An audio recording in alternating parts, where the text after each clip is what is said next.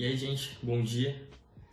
Como é que vocês estão? Espero que todos estejam muito bem aí, aproveitando esse tempo que Deus tem nos dado para alguns ficarem mais tempo em casa, aproveitando um pouco mais da família, e espero que você use esse tempo de quarentena de maneira útil para o Senhor, que você possa ler mais livros, estudar mais a palavra de Deus, orar mais, e que Deus continue abençoando a sua vida.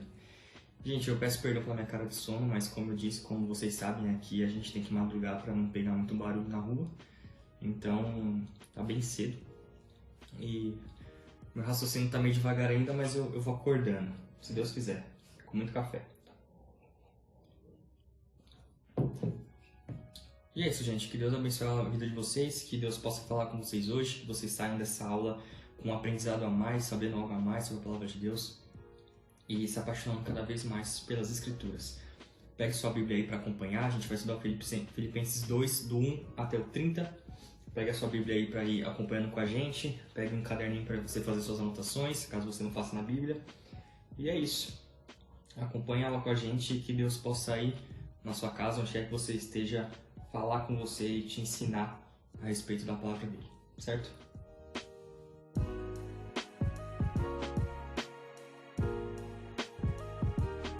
Então hoje o tema da aula é a atitude de Cristo. Como introdução, a gente nessa aula vai falar de 4 principais assuntos.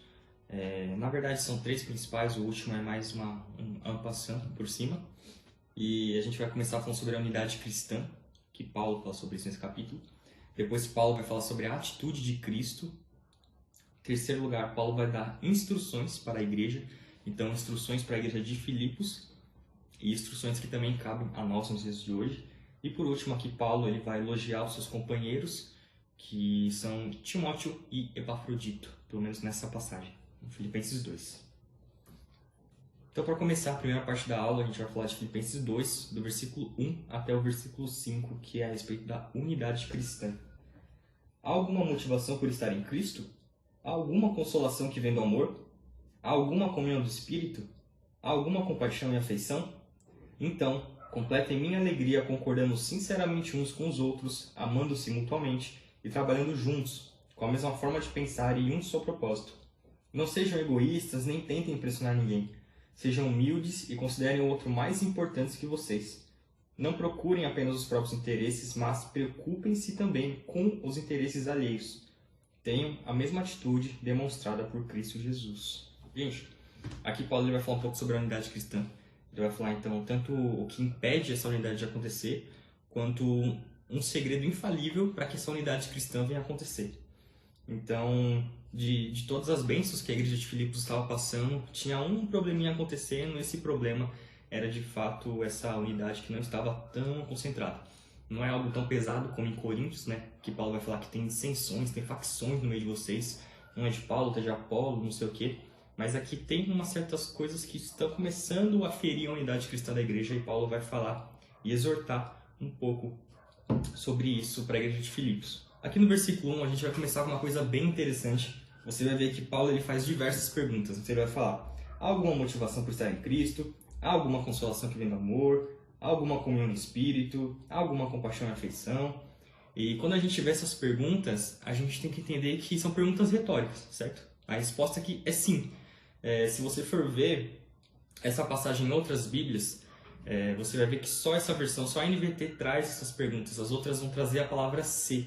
Então, se tem alguma motivação por estar em Cristo, se tem alguma consolação que vem do amor, ele vai usar essa palavra se. Porém, no grego, a gente vai ver que essa palavra se, ela vai ser usada no grego como ei. E ei, ela não traz uma dúvida. Então, se você lê pensando que Paulo está com dúvida, tipo, tem alguma motivação por estar em Cristo? Se tem alguma motivação por vocês estarem em Cristo, então não é uma dúvida. Esse se, ele pode ser, esse ei, quer dizer, pode ser traduzido tanto como já que, ou tendo em vista que, ou seja, uma afirmação, já que tem motivação por estar em Cristo, já que tem consolação que vem do amor, ou esse ei pode ser traduzido como a. E aí Paulo fala, há alguma motivação por estar em Cristo, há alguma consolação que vem do amor, e tudo isso nessa passagem dá a entender que Paulo está fazendo perguntas, e isso algumas outras versões vão trazer. Porque, como vocês, não sei se vocês sabem, mas no grego não existe ponto de exclamação, pontos de interrogação. No grego koiné, pelo menos, não tem como você saber se o cara está perguntando ou não. Então você vai saber se a pergunta pelo contexto, pela hermenêutica da passagem. Porque não tem ponto de interrogação, não tem aspas, não tem vírgula, não tem nada. Então, aqui Paulo está usando de perguntas retóricas, é mais provável no grego que ele use perguntas retóricas. E eu acho importante a gente pensar isso, cara, porque é incrível a sabedoria de Paulo. Lembra que Paulo está escrevendo com um povo que é grego. Paulo está escrevendo para a primeira igreja na Grécia, para a primeira igreja gentia. E não tem forma melhor de escrever para os gregos do que usando filosofia e gramática grega. Se vocês sabem, um filósofo muito importante de uns 300 anos, 400 anos antes de Paulo, dessa passagem, foi o filósofo Sócrates, e ele criou um método de ensino que é chamado maiêutica socrática. Se você gosta de filosofia, provavelmente você já ouviu falar disso. Em que, por meio dessa maiêutica socrática, você faz perguntas retóricas, mas que geram conhecimento. Então, Paulo usa muito disso. Se você for pegar Romanos, Paulo vai falar, já que a graça, já que onde há pecado superabunda a graça, devo viver no pecado? Ele faz essas perguntas e ele mesmo responde, lógico que não. Então, Paulo ele tem essa manha de fazer perguntas retóricas, de usar essa filosofia grega da época que ele aprendeu. E isso me faz lembrar da passagem que está em 1 Coríntios, capítulo 9, do versículo 19 ao 22. Embora eu seja um homem livre, fiz-me escravo de todos para levar muitos a Cristo. Quando estive com os judeus, vivi com os judeus para levá-los a Cristo. Quando estive com os que seguem a lei judaica, vivi debaixo dessa lei. Embora não esteja sujeito à lei, eu agi desse modo para levar a Cristo àqueles que estão debaixo da lei. Quando estou com os que não seguem a lei judaica, também vivo de modo independente da lei para levá-los a Cristo. Não ignoro, porém, a lei de Deus, pois obedeço à lei de Cristo. Quando estou com os fracos, também me torno fraco, pois quero levar os fracos a Cristo. Sim, eu tento encontrar algum ponto em comum com todos, fazendo todo o possível para salvar alguns. Então aqui é aquela famosa passagem que Paulo fala, fiz-me tudo para com todos, para de algum modo salvar algum. Então aqui a gente vê a sabedoria de Paulo. Paulo usando método puro grego, método de filosofia grega, para mostrar para os gregos, estou falando com vocês, para chamar a atenção dos gregos para essas perguntas.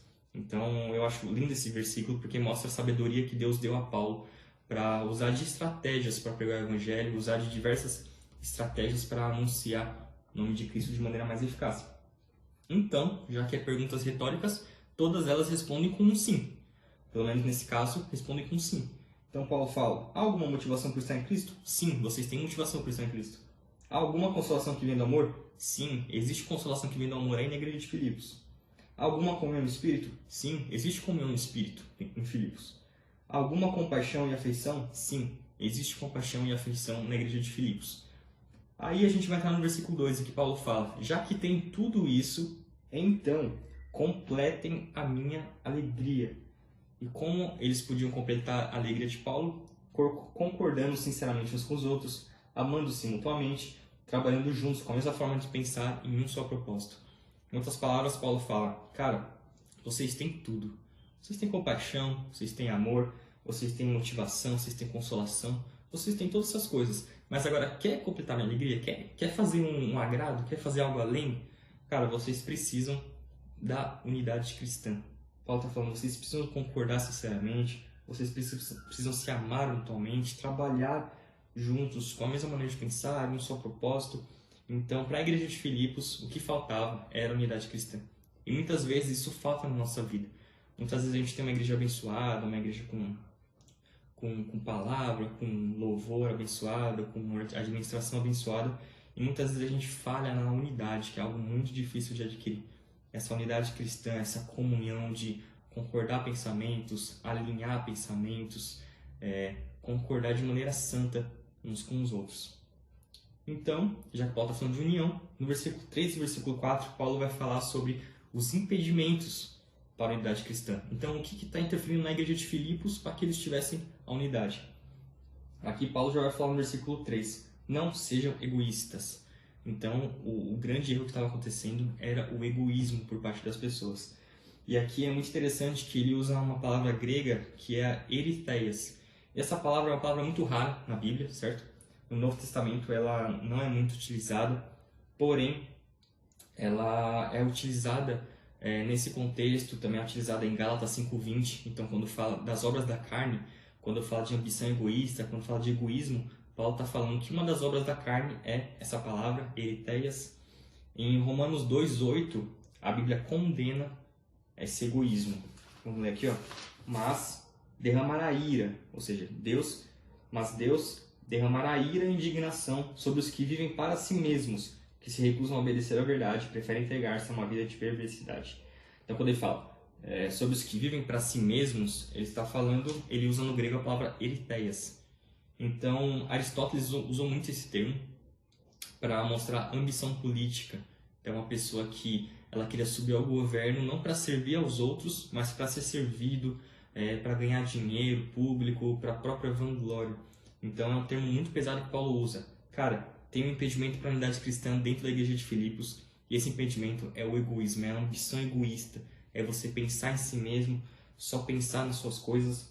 Aqui Paulo fala aqui, ó, não procurem apenas os próprios interesses, mas preocupem-se também com os interesses alheios. Então, o egoísmo estava afetando a igreja de Filipos.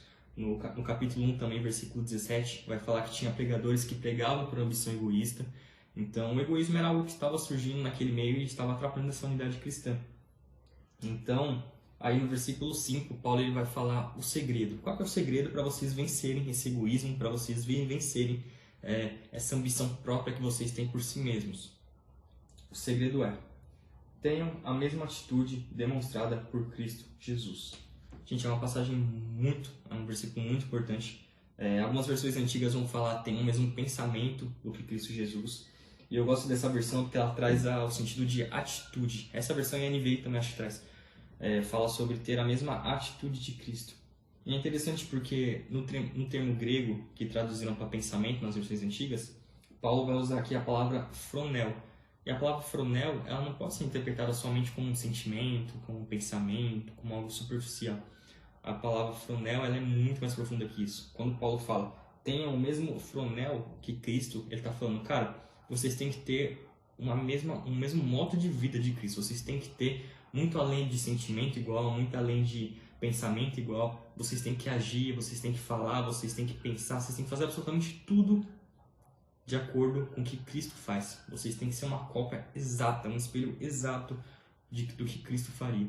Então, Paulo está falando, cara, se vocês querem vencer esse egoísmo, se vocês querem vencer essa ambição própria que vocês estão criando dentro da igreja, vocês precisam olhar para Cristo, focar em Cristo e se espelhar totalmente nele. O segredo para gerar a unidade cristã é você ser inteiramente semelhante a Cristo em todos os aspectos das nossas vidas. Não só em mesmo pensamento, mas uma atitude inteira e integralmente voltada a Cristo. E não se esqueça, você é uma cópia de Jesus. E com isso, depois que Paulo dá esse segredo, a gente entra na segunda parte da aula, que é do versículo 6 até o versículo 11, em que a gente vai ter aqui um hino cristológico que Paulo usa para mostrar para a igreja de Filipos o que é ter a mesma atitude que Cristo. E diz assim: eu estou gaguejando, estou com sono. Embora sendo Deus, não considerou que ser igual a Deus fosse algo a que devesse se apegar. Em vez disso, esvaziou a si mesmo, assumiu a posição de escravo e nasceu como ser humano. Quando veio em forma humana, humilhou-se e foi obediente até a morte e morte de cruz. Por isso, Deus o elevou ao lugar de mais alta honra e lhe deu um nome que está acima de todos os nomes, para que ao nome de Jesus todo joelho se dobre nos céus, na terra e debaixo da terra, e toda língua declare que Jesus Cristo é Senhor, para a glória de Deus, o Pai. Aqui nessa passagem a gente tem um hino maravilhoso, um hino cristológico, e essa é a resposta para Paulo. Então a resposta para Paulo de tudo aquilo que a igreja de Filipos vinha passando, tanto os problemas externos com a perseguição, a tribulação que era você estar sendo perseguido, quanto os problemas internos, que o grande problema interno era a ambição egoísta, era esse egoísmo desenfreado, é você focar somente em si mesmo, nos seus pensamentos, nos seus desejos. A resposta de todos esses problemas era olhar para Cristo, centralizar suas ações e atitudes em Cristo. Então aqui Paulo ele vai dar um exemplo do que é você ser semelhante a Cristo. E essa passagem eu acho muito lindo, do versículo 6 até o versículo 11, porque é um hino cristão, então isso aqui é algo que a igreja cantava, Você vai ver que nas versões mais recentes essa passagem vai estar como se fosse um salmos, como se fosse uma citação. Ela está numa gramática diferente. Tudo indica que no grego, pela métrica grega, pelas rimas gregas, isso mostra que era uma música que a igreja cantava. E se você quer um resumo teológico da Bíblia, se você quer um resumo do que é o plano da redenção, essa passagem é exatamente o plano. É exatamente esse resumo. Porque ela narra tanto o advento de Cristo, que é o termo latim adventus, que é para mostrar a encarnação, a chegada de Cristo na Terra. E ele narra desde o advento até a parousia de Cristo. E a parousia de Cristo é a palavra grega para a segunda vinda. Então, toda vez que na Bíblia Jesus ou seus apóstolos vão falar da segunda vinda de Cristo, eles vão falar dessa palavra parousia, que ela remete ao fato da vinda física, da vinda visível, da vinda gloriosa, da vinda majestosa que Cristo virá no dia do Senhor. Então, isso é um tratado teológico maravilhoso e que mostra exatamente a atitude de Cristo, a atitude que nós devemos ter semelhantes a Cristo. E só um adendo aqui, isso me faz pensar o que a gente tem cantado no nosso dia a dia, né? O que eu tenho cantado em casa, quando eu vou adorar a Deus no carro, em casa, em qualquer lugar. O que eu tenho cantado para Deus? Será que eu canto hinos que mostrem a atitude de Cristo, que mostrem quem é Cristo, que exaltem Cristo, que exaltem a supremacia de Cristo? Ou eu canto músicas que às vezes nem falam de Deus? Tem música cristã que não tem nem o nome Deus. Você vê o problema que a gente vive nos dias modernos em relação à música. Então nós temos que usar esse exemplo, gente. Tudo que a gente for cantar, tudo que a gente for pregar, tudo que a gente for ensinar, tem que ser Cristo, tem que voltar para Cristo, tem que mostrar que Cristo é divino, que Cristo é Deus, que Ele é primogênito sobre a criação, que Ele é supremo sobre os mortos, Ele é supremo sobre a igreja, Ele é supremo sobre todo o universo. Tudo que a gente for cantar, fazer, tem que focalizar e voltar em Cristo. Então vamos estudar aqui alguns versículos dessa passagem, que é a atitude de Cristo. Primeiro, Paulo fala a respeito da humildade redentora de Cristo. Então ele fala aqui, embora sendo Deus, ele não considerou que o ser igual a Deus fosse algo que devesse se apegar.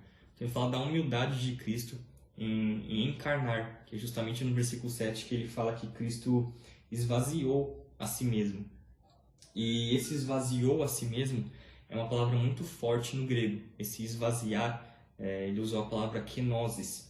E kenosis é um termo da teologia que, se você for pesquisar, você vai ver que tem horas e horas de estudo. É um termo muito profundo que Paulo usou, mas em poucas palavras aqui, kenosis seria você esvaziar algo até não sobrar nada. É como se fosse um sacrifício. Então, por exemplo, você, quando eu quero me agradar minha esposa, ela quer que eu faça alguma coisa que eu não quero de jeito nenhum fazer. A melhor forma de mostrar isso é a palavra kenosis. Eu sou obrigado a abrir mão de tudo que eu quero, de tudo que eu penso, para fazer essa coisa que vai agradar a minha esposa. E a gente tem que lembrar que Cristo não perdeu a sua divindade. Algumas heresias vão falar que ao esvaziar-se, Cristo deixou de ser Deus e se fez puramente homem. Isso é mentira. A gente sabe que Jesus era 100% homem e 100% Deus. Aqui o esvaziar-se não é perder o seu poder, perder a sua autoridade sobre a terra, perder a sua glória de Deus. Aqui é abrir mão do seu lugar de origem. Então Jesus estava no céu reinando com Deus e ele esvaziou-se de si mesmo no sentido posicional. Ele desceu de posição para vir até a terra.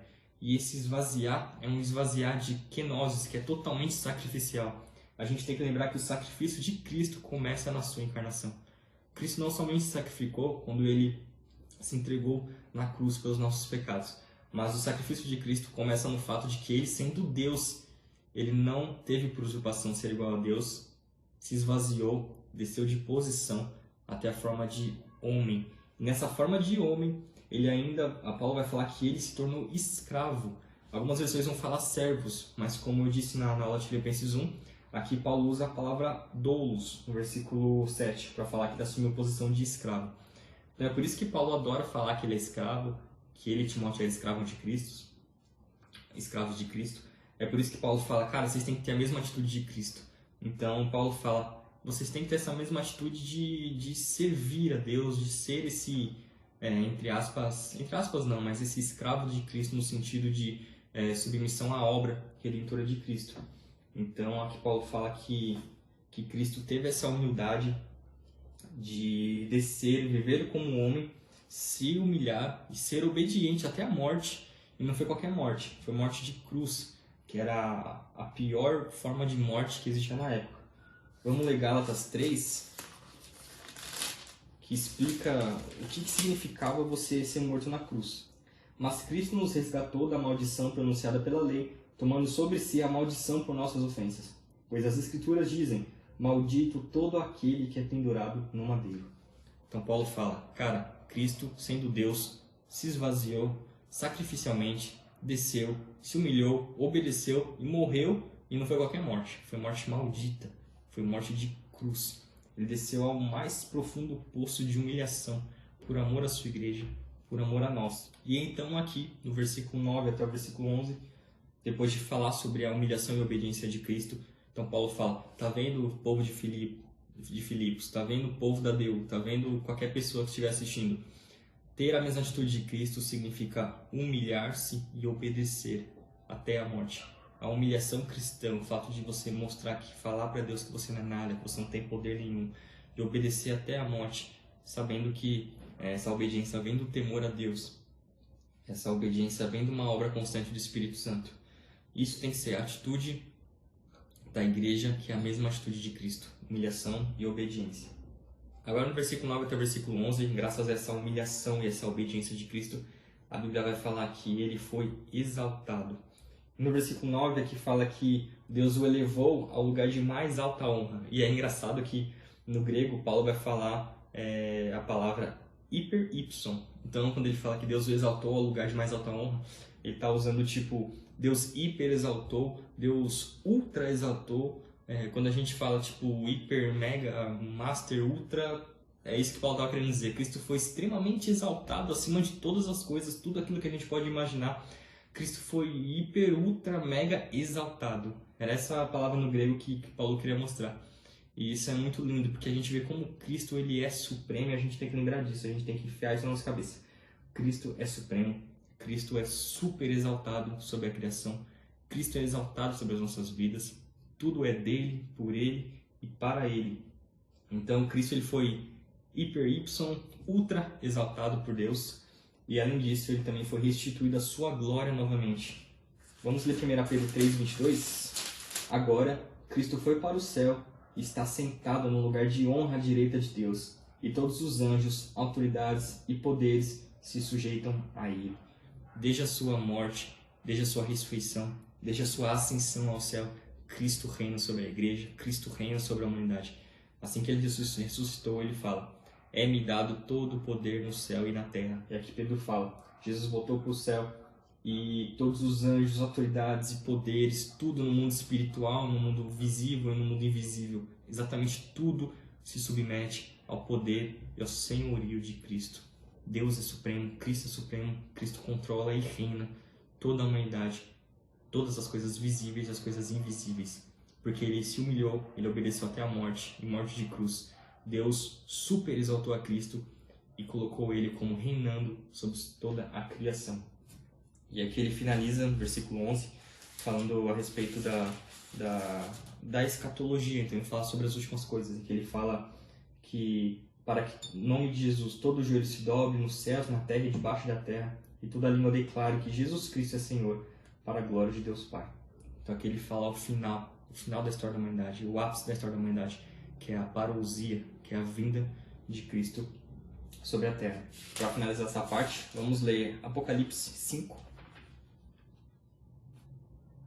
Apocalipse 5, versículo 13, que vai dizer assim: Depois eu ouvi todas as criaturas no céu, na terra, debaixo da terra e no mar cantarem: louvor e honra, glória e poder pertencem àquele que está sentado no trono e ao Cordeiro para todo sempre. Esse é o final da história da humanidade. Toda língua confessará, todo joelho se dobrará no céu, na terra, debaixo da terra e no mar. Tudo se voltará para Cristo e mostrará que Ele é Senhor, que Ele reina sobre a humanidade e que Ele sempre foi esse Deus soberano, esse Deus supremo. E é assim que Paulo finaliza a respeito da atitude de Cristo, usando esse hino da igreja primitiva. Aqui indo para a terceira e quase final da aula, a gente vai falar de Filipenses capítulo 2, versículo 12 até o versículo 17, que são algumas instruções de Paulo para a igreja de Filipos e para nós também nos dias de hoje. Filipenses 2, 12 a 18 diz assim: Quando eu estava aí, meus amados, vocês sempre seguiam minhas instruções. Agora que estou longe, é ainda mais importante que o façam. Trabalhem com afinco a sua salvação, obedecendo a Deus com reverência e temor, pois Deus está agindo em vocês, dando-lhes o desejo e o poder de realizarem aquilo que é do agrado dele. Façam tudo sem queixas nem discussões, de modo que ninguém possa acusá-los. Levem uma vida pura e inculpável como filhos de Deus, brilhando como luzes resplandecentes num mundo cheio de gente corrompida e perversa. Apeguem-se firmemente à mensagem da vida. Então, no dia em que Cristo voltar, me orgulharei de saber que não participei da corrida em vão e que não trabalhei inutilmente. Contudo, me alegrarei mesmo se perder a vida, entregando-a a Deus como oferta derramada, da mesma forma que o serviço de fiel de vocês é uma oferta a Deus. E quero que todos vocês participem dessa alegria. Sim, alegrem-se, e eu me alegrarei com vocês. Gente, aqui no versículo 12, Paulo vai iniciar falando a respeito do trabalho da salvação. Então ele fala, trabalhem com afinco a sua salvação. E isso é uma passagem que tem gerado muitas interpretações erradas na história da igreja, tem gerado muitas interpretações erradas para nós, na nossa leitura diária, é um pouco complexo de entender o que significa isso. Aqui, Paulo não está falando que a salvação vai se dar por meio do trabalho, porque se a salvação se der por meio do trabalho, Paulo vai estar falando que a salvação é pelas obras. E isso é totalmente antibíblico, isso é heresia, certo? Então, até você vai pensar, nossa, mas Paulo também tem contradição. Se Paulo fala que eu tenho que trabalhar para gerar minha salvação, o que está escrito no versículo 6 do capítulo 1? No versículo 6 do capítulo 1, Paulo vai falar que é Deus que inicia e Deus completa. Poxa, mas essa salvação é uma obra inteiramente de Deus e Ele é o agente da salvação. Por que é que Paulo fala que eu tenho que trabalhar para ser salvo? Isso é uma contradição bíblica, isso é algo muito errado de se falar. Aqui, o que Paulo está querendo mostrar não é trabalhar para a sua salvação. Ele está falando, trabalhem com afinco a sua salvação. Trabalhem o fato de você ser salvo.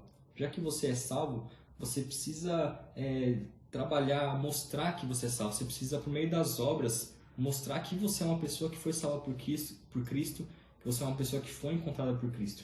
A gente vai ver em 1 Pedro 1, 18 e 19, que a salvação é algo totalmente comprado por Cristo, e não algo que a gente possa ter feito. 1 Pedro 1, 18 e 19, ele vai falar assim: Pois vocês sabem que o resgate para salvá-los do estilo de vida vazio que herdaram de seus antepassados não foi pago com simples ouro ou prata, que perdem seu valor, mas com o sangue precioso de Cristo, o Cordeiro de Deus, sem pecado e nem mancha. A salvação foi comprada por Cristo, não foi conquistada pela gente. Então, quando Paulo fala, trabalhem com afinco a salvação de vocês, ele está falando, cara, a salvação, vocês são salvos. Mas vocês têm que lembrar que a salvação é um processo. E até se concretizar esse processo final que a gente está nessa vida vivendo, é necessário a gente trabalhar essa salvação, desenvolver essa salvação, botar em prática essa salvação, executar essa salvação. A gente tem que mostrar que a gente é salvo por meio da nossa vida. E é exatamente o que em Romanos 8, 29 vai falar. Paulo vai falar que aos que de antemão conheceu, a esses também predestinou para serem conformes à imagem e semelhança do Filho. Então, você ser a imagem e semelhança do Filho é o trabalho diário da salvação. Quando você é salvo, diariamente a gente tem que buscar ser a imagem e semelhança de Cristo. Foi para isso que Deus nos chamou, foi para isso que Deus nos escolheu. Para que diariamente a gente reflita o caráter e a atitude de Cristo. A gente tem que lembrar que essa passagem, o contexto, o Paulo está falando, cara, é a atitude de Cristo. O foco aqui é o exemplo de Cristo. Então a gente tem que trabalhar tentando o mais próximo possível, se parecer com Cristo. E caso ainda tenha alguma dúvida, é só a gente olhar o versículo 13, que é o mais claro ainda.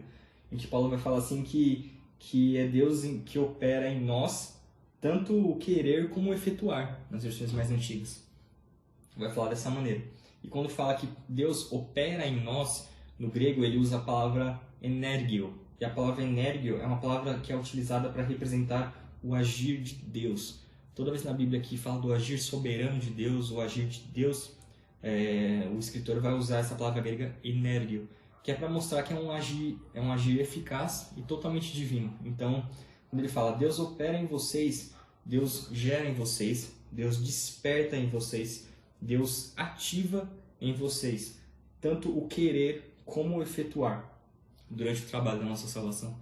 Então, mesmo se a gente fosse interpretar o versículo 12 como a gente precisa fazer obras para obter essa salvação, a gente ia ver que no fim tudo é Deus. Porque no versículo 13 Paulo vai falar: se vocês têm o desejo de fazer obras, se vocês têm o desejo de se santificar, se vocês têm o desejo de trabalhar com a salvação, é porque Deus gerou em vocês esse desejo. Ele não somente gerou esse desejo em vocês para que vocês decidam se vocês vão ou não aceitar esse desejo. Ele gera o desejo e Ele mesmo efetua em vocês esse desejo. De Deus vem tanto o querer quanto o efetuar. Então, se você é uma pessoa salva, se você é uma pessoa que diariamente se santifica, se você é uma pessoa que diariamente tem o desejo de mortificar sua carne, o desejo de sacrificar suas vontades, o desejo de seguir a Cristo, o desejo e a escolha de não pecar, tudo isso é Deus agindo em você, tanto o querer quanto o efetuar. Tudo continua sendo obra de Deus. A gente tem que lembrar isso, cara. Não há nada que você faça para a sua salvação. A Bíblia é extremamente clara quanto a isso. Paulo fala: a única coisa que vocês deviam fazer, que é trabalhar com a sua salvação, mesmo assim é obra de Deus, porque Deus vai dar em vocês, Deus vai dar em vocês o querer e o efetuar. Se não for Deus colocar em você o desejo e a capacidade e a ação de fazer uma obra que vai te santificar a tua vida, não teria como você fazer isso sozinho. Então a gente tem que lembrar disso, gente. Na nossa salvação, nesse processo de salvação, nós não estamos sozinhos. Deus inicia e Deus completa a boa obra, e ao mesmo tempo a gente trabalha diariamente para se santificar e ser parecido com Cristo e santificar as nossas vidas, mas esse desejo de santificação, essas atitudes de santificação continuam não sendo nossas, porque foi Deus que colocou em nós tanto o querer se santificar, quanto o agir, quanto o efetuar de se santificar. Então tudo vem inteiramente da obra, da soberania e da vontade do próprio Deus. Aí aqui no versículo 14, Paulo vai dar um exemplo. Por exemplo, o que é trabalhar com afinco a sua salvação? Já que você é salvo, o que é demonstrar que você é salvo? Aí ele vai falar aqui, no versículo 14: façam tudo sem queixas nem discussões. Ou seja, busquem a unidade. O contexto aqui também é de unidade cristã por meio da atitude de Cristo. Então Paulo fala: quer trabalhar com afinco a salvação? Comece por não discutindo, não gerando queixas, mantenha e busque essa unidade. No versículo 15, Paulo vai falar do porquê trabalhar na nossa salvação, por que se santificar, por que buscar diariamente ter a atitude de Cristo, por que buscar ser semelhante a Cristo.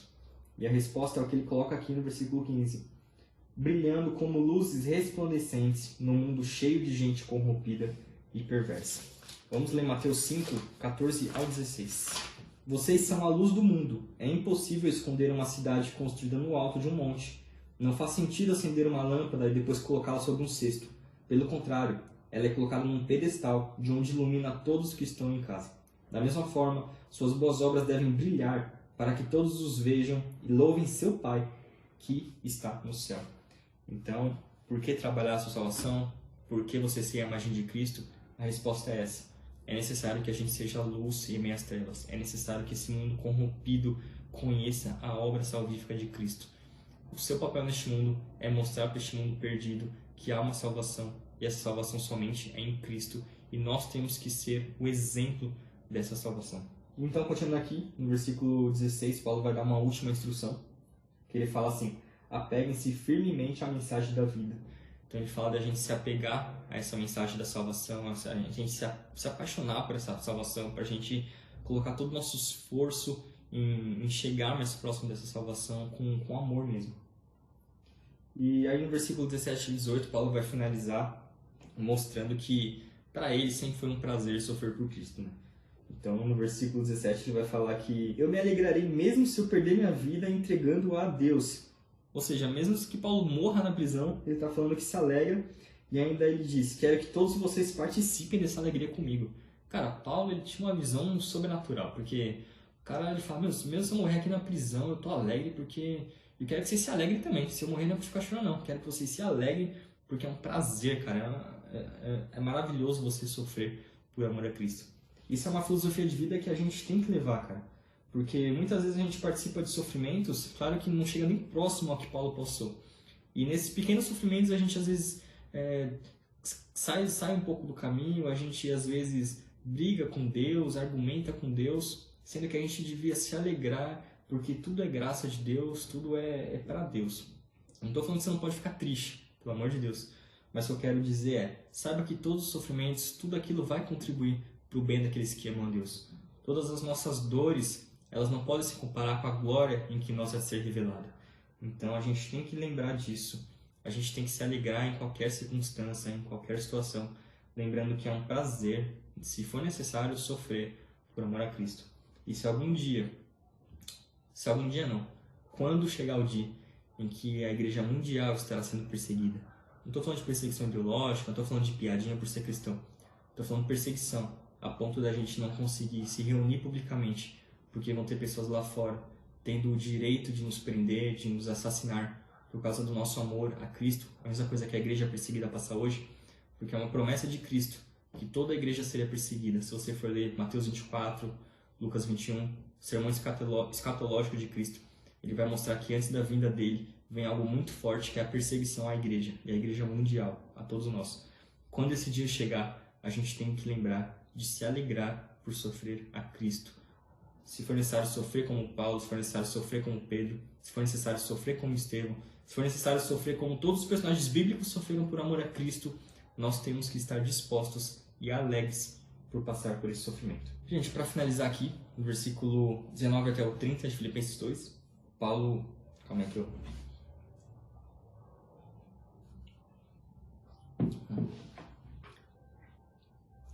E para finalizar aqui, vamos ler do versículo 19 até o 30 de Filipenses 2, que é Paulo elogiando seus companheiros. Aqui a gente não tem muito o que extrair para nós, mas é importante a gente ver esse caráter de Paulo, né? de amar os seus companheiros, de amar os seus irmãos. 19 até o 30 diz assim: Se for da vontade do Senhor Jesus, espero enviar-lhes Timóteo em breve para visitá-los. Assim, ele poderá me animar contando-me notícias de vocês. Não tenho ninguém que se preocupe sinceramente com o bem-estar de todos vocês como Timóteo. Todos os outros se preocupam apenas consigo mesmos, e não com o que é importante para Jesus Cristo. Mas vocês sabem que Timóteo provou seu valor. Como um filho junto ao pai, ele tem servido ao meu lado na proclamação das boas novas. Espero enviá-lo assim que souber o que me acontecer aqui, e tenho confiança no Senhor de que em breve eu mesmo irei vê-los. Enquanto isso, penso que devo enviar-lhes de volta Epafrodito. Ele é um verdadeiro irmão, colaborador e companheiro de lutas, que também foi mensageiro de vocês para me ajudar em minha necessidade. Ele deseja muito vê-los e está angustiado, porque vocês souberam que ele esteve doente. De fato, ele ficou enfermo e quase morreu, mas Deus teve misericórdia dele e também de mim, para que eu não tivesse uma tristeza atrás de outra. Por isso, estou ainda mais ansioso para enviá-lo de volta, pois sei que vocês se alegrarão em vê-lo e eu não ficarei tão preocupado com vocês. Recebam-no com alegria no Senhor e deem-lhe a honra que ele merece, pois arriscou a vida pela obra de Cristo e esteve a ponto de morrer, enquanto fazia por mim o que vocês mesmos não podiam fazer. Então aqui Paulo ele recomenda Timóteo e Epafrodito. Aqui Paulo ele faz uma carta de recomendação, né, quase uma recomendação de network aí para a igreja de Filipos. Então ele fala: vou enviar Timóteo. Por quê? Porque Timóteo ele era preocupado com o bem-estar da igreja e Timóteo proclamava as boas novas. Essas são duas qualidades de Timóteo que a gente tem que buscar ter. E ele também fala que vai enviar Epafrodito, porque ele era um verdadeiro irmão, colaborador e companheiro de lutas. Ele arriscou a vida pela obra de Cristo. Então Paulo aqui ele vai elogiar os dois companheiros dele, e a gente tem que procurar ter essas características também, de se preocupar com o bem-estar da igreja, proclamar as boas novas, ajudar nossos irmãos, ser colaborador, ser companheiro dos nossos irmãos em Cristo, e se for necessário arriscar nossa vida pela obra de Cristo. Gente, para concluir, essa foi mais uma aula. Tô meio gago hoje, porque eu confesso que eu tive que acordar mais cedo para poder gravar, porque senão tem muito barulho aí na rua e tô meio com raciocínio lento. Mas enfim, para concluir, tem umas coisas que a gente tem que lembrar, que a gente tem que sair daqui com isso na nossa cabeça. Primeiro é o fato de que nós, como os cristãos, nós devemos buscar a unidade cristã. Nós temos que buscar essa unidade. Ainda que a gente já tenha tudo de bom, assim como Paulo fala: cara, vocês já têm tudo de bom, mas quer completar minha alegria? Sejam unidos. Unidade em Cristo. Essa é a receita para um sucesso de uma igreja que é guiada pelo Espírito Santo. Em segundo lugar, o segredo para essa unidade é termos a mesma atitude de Cristo. Então, a atitude sacrificial, a atitude de se humilhar, de obedecer, de servir aos nossos irmãos, servir aos nossos líderes, servir ao nosso próximo. Isso é uma atitude que a gente tem que buscar para vencer o egoísmo, que é aquilo que tem acabado com a unidade cristã. Em terceiro lugar, a gente deve lembrar sempre da supremacia de Cristo. Paulo estava dando um sermãozinho para a galera, falando, tem muito egoísmo aí, pá, vocês têm que trabalhar, já que são salvos, vocês têm que mostrar que vocês são salvos, pá, e tudo isso no meio desse caminho. Paulo, no meio de tudo, fala, não, agora eu vou mostrar o que é ser como Cristo, e eu quero mostrar que Cristo é supremo. E Paulo vai lá e bota aquele hino cristológico no meio da passagem. E, cara, a gente tem que seguir esse exemplo, a gente tem que sempre lembrar que tudo volta para Cristo, tudo é para a supremacia e para o engrandecimento de Cristo. Em quarto lugar, nós devemos trabalhar nossa salvação, procurando ser luzes neste mundo corrompido. Então, a gente não trabalha para ser salvo, porque isso é antibíblico, porque a salvação é gratuita e merecida. Mas a gente trabalha a nossa salvação, porque Deus coloca em nós tanto o querer trabalhar, quanto o efetuar o trabalho, Deus coloca em nós.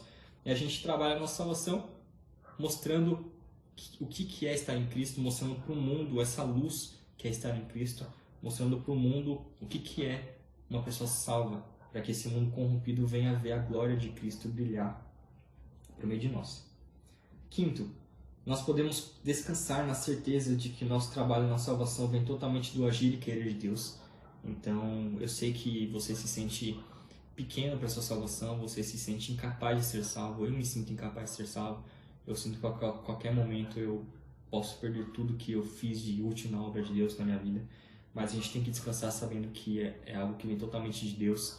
Se você deseja buscar a Cristo, se você deseja escolher diariamente a Cristo, não é porque você escolhe, mas é porque Deus colocou em você o agir, Deus colocou em você o querer e o efetuar.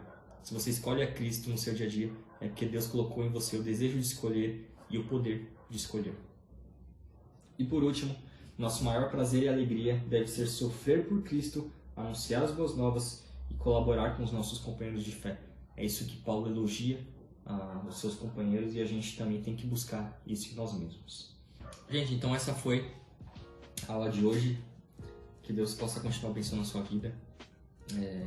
A gente na quarta-feira, não se esqueça, a gente tem o nosso Hangout, 9 horas, pelo Skype.